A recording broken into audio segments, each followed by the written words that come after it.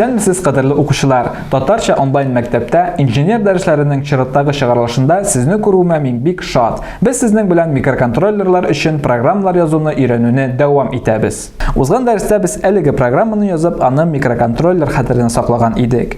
Нәтиҗәдә безнең платадагы бер лампочка янып-сүнеп тора башлады. Платаның үзендә урнашкан лампочканың янып-сүнүен без тышкы элементлар өстәп тә күзәтә алабыз. Хикмәт шунда ки, әлеге лампочка 13-нче контакт урынына бирелгән сигналны кабатлый. Һәм экраннарда күрсәтелгәнчә без светодиод белән резисторны шулай ук 13-нче пинга тоташтырсак, ул лампочка шулай ук янып-сүнеп торачак. Программаның үтәлеше ягыннан биредә нинди процесслар бара? Димәк, беренчедән, безнең платаның 13-нче контакты ул светодиодка бирелгән плюс ролен үти, ә әлеге платаның ГНД контакты светодиодка бирелгән минус ролен үти. Лампочка янсын өчен безнең микроконтроллер 13-нче контактка сигнал бирә. Сигнал бирелгәч, безнең лампочка яна башлый. Бу халәттә безнең микроконтроллер ничәдер миллисекунд көтеп тора. Көтеп торганнан соң ул 13-нче контактка бирелгән сигналны бетерә. Сигнал беткәч, безнең лампочка сүнә. Бу халәттә безнең микроконтроллер яна ничәдер миллисекунд көтеп тора. Шулай итеп, безнең микроконтроллер лампочканы яндыра, көтә, сүндерә, көтә һәм шул рәвешле барлыкка килә безнең лампочканың янып-сүнү процессы. Ә хәзер бу эзлеклелекнең программаның үзендә ничек булдырылуын карап үтик. Башлангыч setup функциясендә бердән-бер команда бар. Аның ярдәмендә без 13-нче контактның яисә 13-нче пинның режимын күрсәтәбез. Пин сүзе контакт дигәнне аңлата. Пин мод сүзе аңлата пинның режимы дигәнне. Димәк, 3-нче юлдагы команданың мәгънәсе 13-нче номерлы пинның режимын информацияны бирүгә күчерү.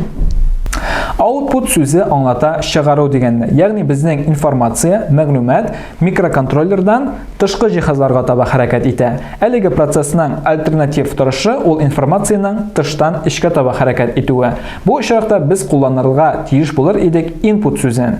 Әлеге мисалларда безнең киләсе программаларда күзәтеләчәк, ә хәзергә исә дәвам итик. Күз салыйк loop функциясына.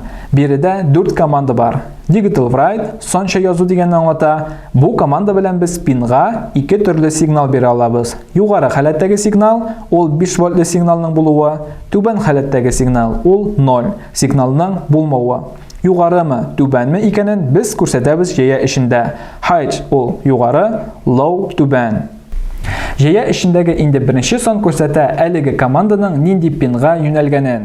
Ягъни бу мисалда без кулланабыз 13-нче контактны. Шуңа күрә кулланыла 13 саны. Шулай итеп безнең 13-нче контактта башта урнаштырыла югары сигнал, аннары 13-нче контактта урнаштырыла түбән сигнал. Шулай итеп безнең digital write командасы 2 тапкыр кабатланыла. Һәм безнең loop функциясенең тагын бер сыйфаты ул даими рәвештә кабатланып тора торган функция. Шулай итеп безнең башта югары сигнал язу, аннары түбән сигнал язу кебек программаларның эзлеклелеге даими рәвештә кабатланып тора башлый.